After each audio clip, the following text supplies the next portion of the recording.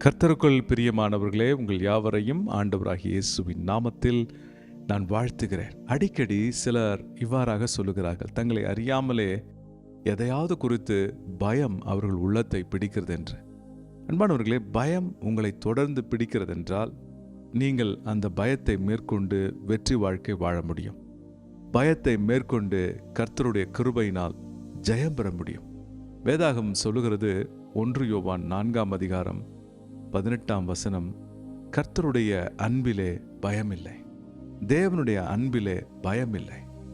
அந்த அன்பிலே நாம் நடக்கும் பொழுது பயத்தை புறம்பே தள்ளுகிறது என்று சொல்லப்பட்டிருக்கிறது.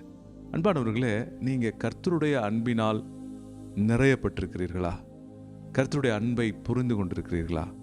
கர்த்தருடைய அன்பை உங்கள் உள்ளத்திலே உணர்ந்து அதிலே நடக்கிறீர்களா என்பதை ஆராய்ந்து பாருங்க. நீங்க பயத்துல வாழ்ந்து சஞ்சலப்பட வேண்டிய அவசியம் கிடையாது. எப்போதும் நெருடல்லே இருந்து கஷ்டமா ஃபீல் பண்ற வாழ்க்கையை வாழ வேண்டாம். கர்த்தர் உங்களை விடுவிக்கிறார். இந்த செய்தியை கேட்கிற உங்களை கர்த்தர் விடுவிக்கிறார். உங்கள் இருதயத்தை ஆண்டவருடைய அன்புக்கு ஒப்பு கொடுங்க.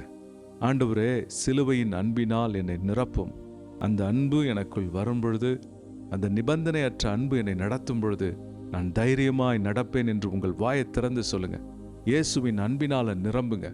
அவருடைய அன்பு உங்களுக்குள் நிரம்பும் பொழுது பயம் வெளியே ஓடிவிடுகிறது. அன்பிலே பயமில்லை. பூரண அன்பு பயத்தை புறம்பே தள்ளும். உங்களுக்குள் கர்த்தருடைய அன்பை விட்டு கொடுத்து பெற்றுக்கொள்ளுங்க. அவரிடத்தில் உங்களை ஒப்பு கொடுத்து உங்களை அவருடைய அன்பினால் நிரப்புங்க. ஜெயம் பெறுவீங்க. ஆமென். கர்த்தர் உங்களை ஆசீர்வதிப்பாராக. ஆமென்.